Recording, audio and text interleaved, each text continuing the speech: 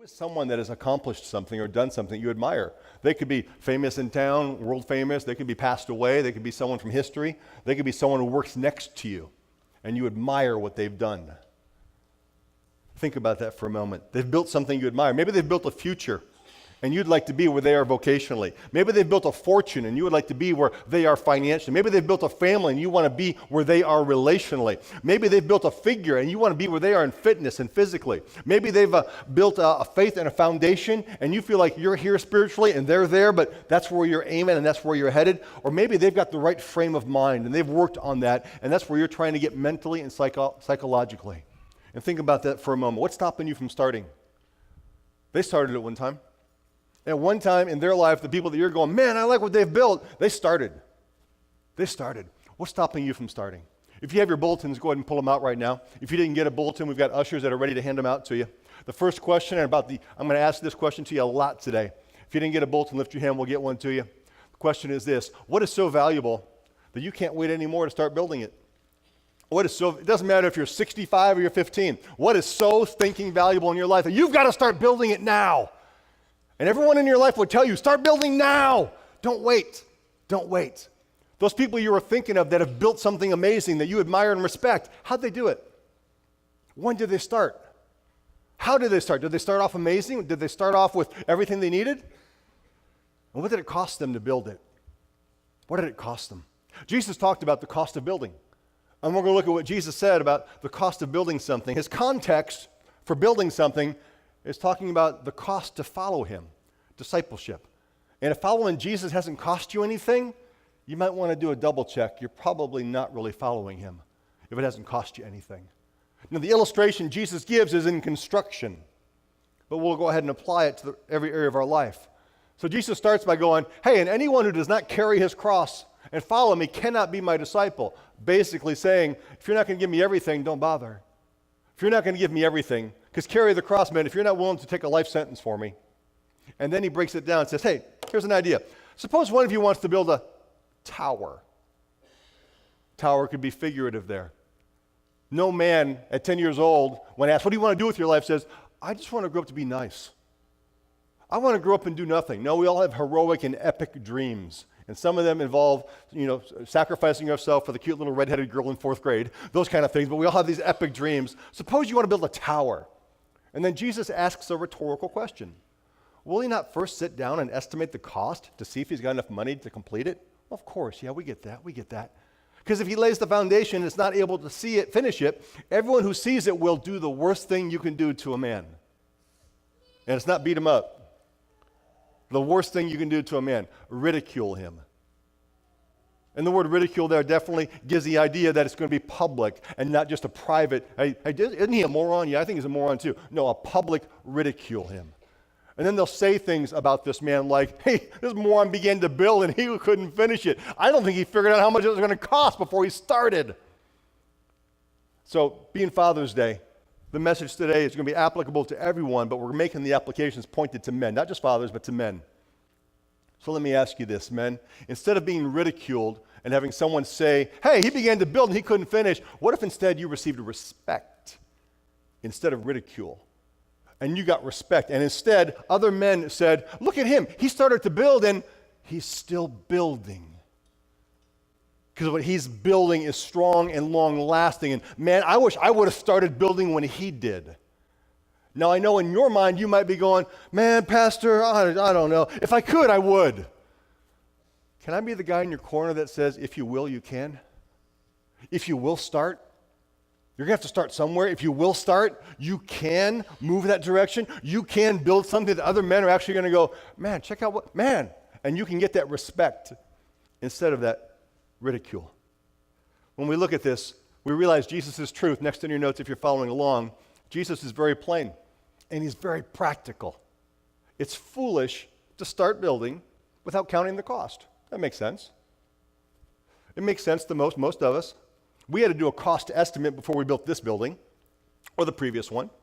What's it going to take to build and grow vocationally? We know what it's going to take educationally. It's going to take some expense and taking some classes. What's it going to take to grow relationally? What is it you want to build psychologically or physically in your life? And you start counting the cost. Am I going to have to join a gym? Am I going to have to drop Netflix? Am I going to have to stop eating junk? Am I going to have to start being kind? Spend more time with my family? Will I need to pray instead of play? Read instead of watch? Work out instead of sit down? Get up instead of sleep in? What's it going to cost? We count those costs. And nothing worth building is free. Everything you want to build, men, that matters is going to cost you something. So build it anyway. All those people who you admire that they built something, they paid a price to build it. Now, some of them may have had some shortcuts. Some of them may have had some discounts, but they still had to build it. And even if they were born with a silver spoon in their mouth, they still got to pick the spoon up, put it in the bowl of Cheerios, and bring it up to their mouth. And some of them are too lazy to do that. I didn't get a silver spoon in my mouth. Join the crowd. How about the person that you admire and you respect for what they've built? Did they start with a silver spoon? It's possible they did. But just the silver spoon, if all they did was get the silver spoon, you would not respect and admire what they built. But they continue to work it. See, Jesus is very plain. It is foolish to start building without counting the cost. And here's something everyone in the room knows, as long as you're at least 12 years old, and they know about adult men. We don't like to look foolish. We avoid foolish like crazy. You know, one of those things I should have put on that video, things you don't hear Dad say. Yes, dear, I'd love to do yoga with you. Yeah, very few men are signing up for yoga unless they're already privately good at it. And they can do this kind of thing because they got all the inner core strength. That's because they like standing in front of other people looking like something that you pour water into to grow a flower out of. But it's very difficult to do. Most men don't like looking foolish. Stronger Men's Night, Friday night, I shot perfect on the 3-point shooting contest. 10 shots, 10 misses. Nailed it. Divion, are you here? Divion? And then I had to go head-to-head against Divion because we both missed all 10. And then he beat me. He banked one in. The bank was open, man. He banked it in. We don't like looking foolish, whether it's a game that we're playing, yoga, or here's one. Hey, would you close our life group in prayer? Man, the tension just climbed in this room loud. Yeah, why? Because you don't know God or you don't know English? No, because you're not sure if you're going to look foolish or not. Man, that fear stops us so many times. What is stopping you from starting? Maybe that's it. Maybe that's why we're out of shape sometimes, guys. We feel foolish going to the gym and going, how does this piece of equipment work? Or maybe that's why we're upside down financially at times. So we feel foolish going to a banker and asking for help because somehow we think just because we're male and we have male plumbing that we're supposed to know how to do that. Or we feel foolish talking to an investment person because we have no retirement funds. And we feel foolish because we're already this old and we've got that much. And why bother? And we just quit. Or maybe that's why we're spiritually immature sometimes. Because we feel foolish. We pick up our Bible and we accidentally open it to Leviticus or something. We're going, I can't understand. And we throw it off in the corner. What is stopping you from starting? Because there's something in your life that is so valuable. I'm the guy in your corner saying, don't wait any longer to start building it. Don't start building it now. Start building it now. Many of us, guys, have properly estimated the cost, though. We have totally figured out the cost, what it's going to cost us to build something. To build a stronger marriage, we know what it's going to cost us. To go ahead and start saving for retirement or saving, period, Dave Ramsey, get the emergency fund, we know what it's going to cost us. We know what it would cost us to get our body in shape. And we know what it would cost us to get spiritual strength in our life. Yet we've still chosen not to say, I'm not going to build it. And let me see if I can pull my truth out from Friday night, Stronger Men's Night. When you choose not to build what you can't afford, that's wisdom. When you choose not to build, I'm not building that because you can't afford it, that's wisdom. When you choose not to build it because you won't afford it, that's a decision. We make those decisions all the time. I choose not to afford a new car. I choose not to pay cable TV except Sling TV during 3 months of the year when KU is playing basketball because I'm married. That's why. But yeah, absolutely. March Madness, best time of the year, she says. So I refuse. That's a decision. But are there things that you should be building that you're choosing not to? You can afford them, you just won't. And that's where I want to be in your corner and challenge you. Jesus is right, stupid statement, I know, he's right.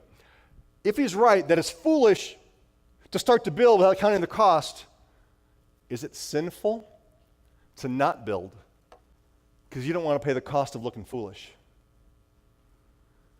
And let that sit in your heart for a moment. And yeah, I purposely chose the word sinful. I know it's harsh. Those people that are where you want to be vocationally, athletically, financially, relationally, spiritually, mentally, psychologically, physically, we see them down the road and we compare our start to their current success. Why don't we compare our start to their start? But we compare our start to their success. We compare our scraps to their steak. We compare our difficulty to what looks to be their ease until you sit down and talk with them and find out they didn't have it easy. They busted their tail for a long period of time to get where they were.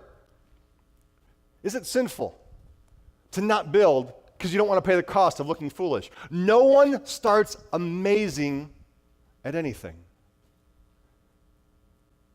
Do you have video of your first steps because your parents had a little bit of money and they made sure they had the phone ready to catch your first steps, or they had the camera ready, or they had the camera ready for your first steps? And did you go toddle, toddle, toddle, toddle? Probably not. Were your first words mama, mama, or dad, or Kansas City Chiefs Super Bowl winners? Probably not. Because no one starts amazing at anything. Catch this. Overnight expert is an oxymoron. Oxymoron. Two words don't go together. Like political intelligence. Clearly misunderstood. And for all you Apple fanboys, Microsoft works. We have all let ourselves down before, man, because we quit too soon. So can I challenge you? You think it's going to be easy. Stop expecting easy. Stop expecting quick. It's not going to be quick or easy. Stop expecting expert level knowledge with minimum investment. You won't get there. Every one of us do something that's very human and very wrong. We think that in a short period of time we overestimate what we can do. Man, in a short period of time I can do this. No, you can't. You're not going to become an expert real quick, but we underestimate what we can do if we'll just start and keep going. And just keep going. And keep walking through the failure and the mistakes and just keep moving forward. What is so valuable? You can't wait anymore. You've got to start.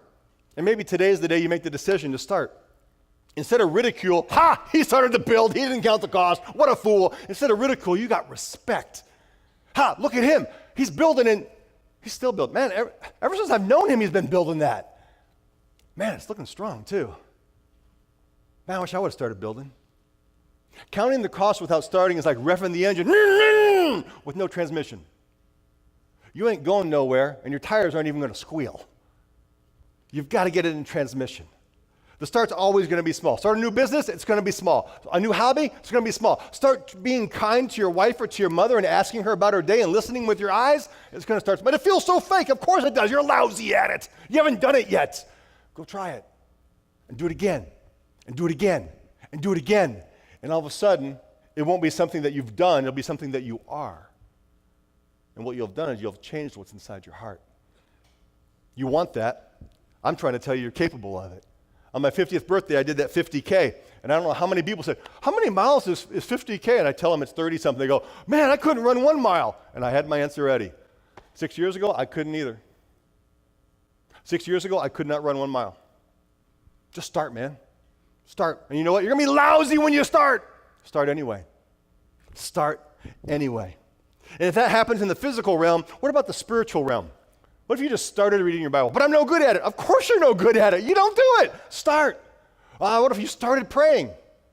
Okay, quick question for you. How many hours does it take to watch season 1 and season 2 of Game of Thrones? Answer, 20 hours. How many hours does it take to read the entire New Testament at an average reading speed? Any hints? Any guesses? 20 hours. 20 hours.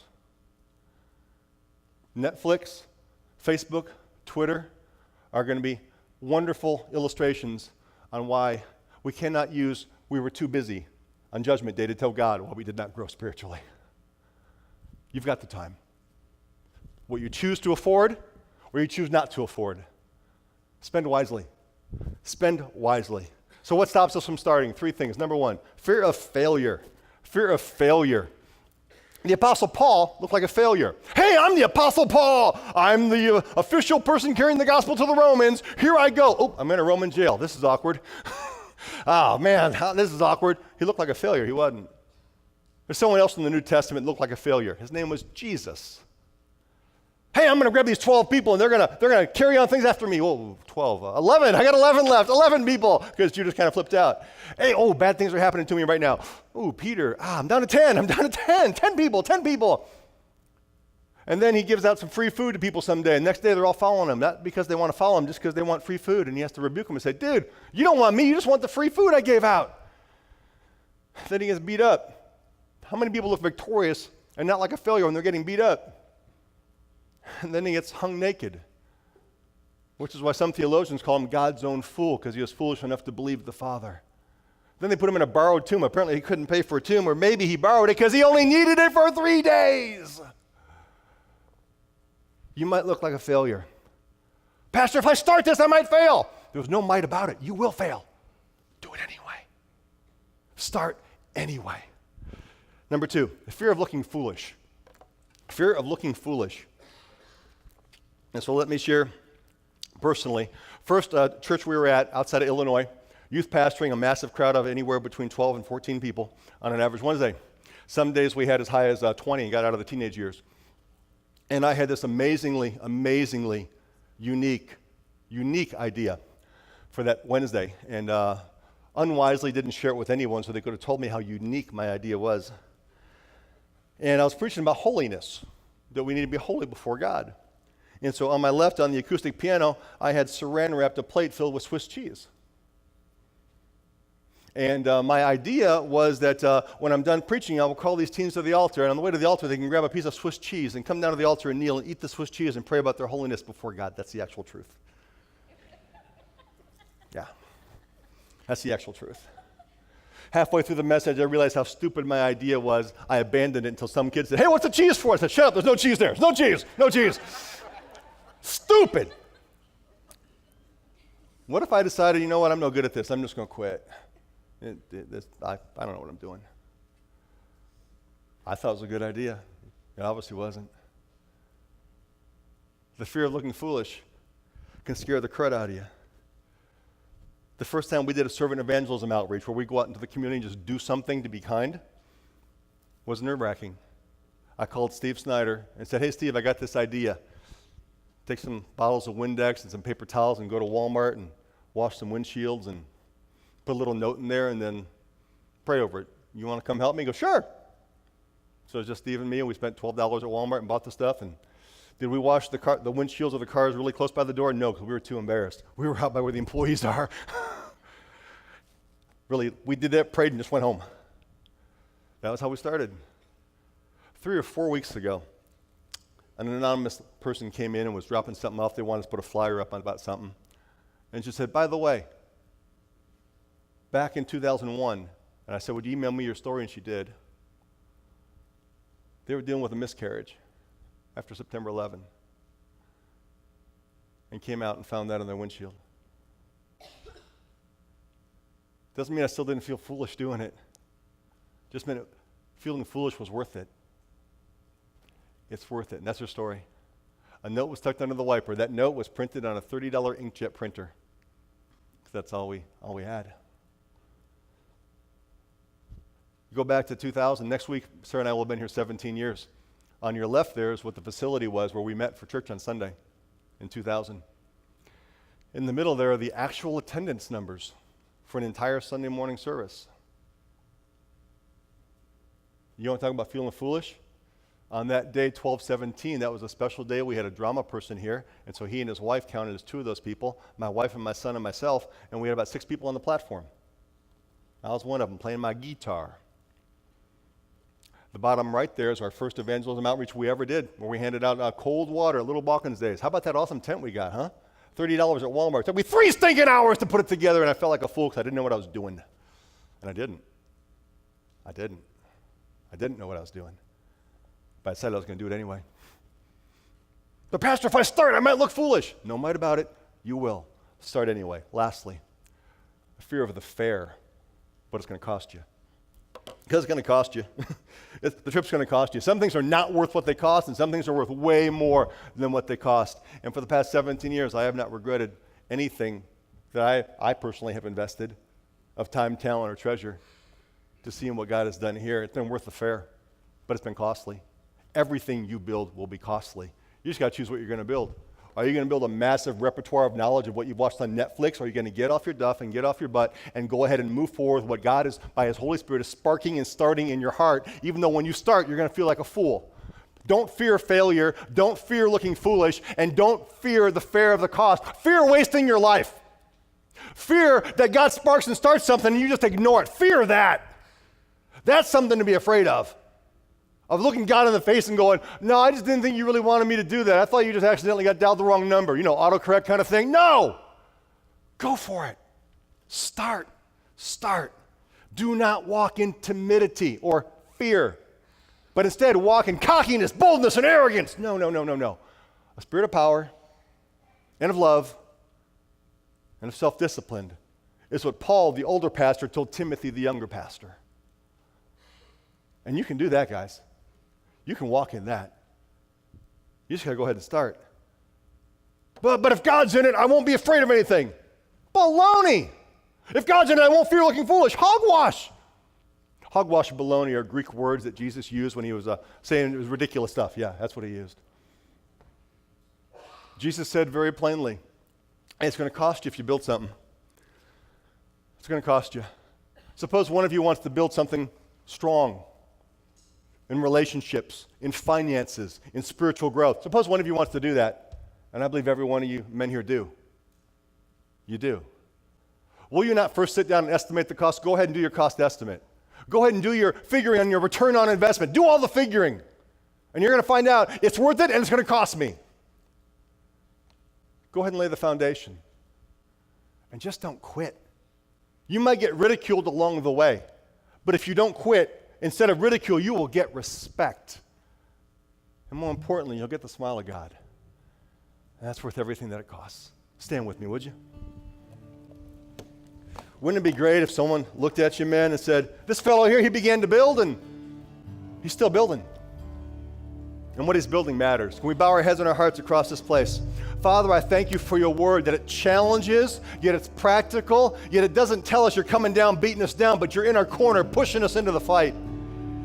And would you please fill some of these men with courage to get out of their seat and get into the ring? I thank you in Christ's name.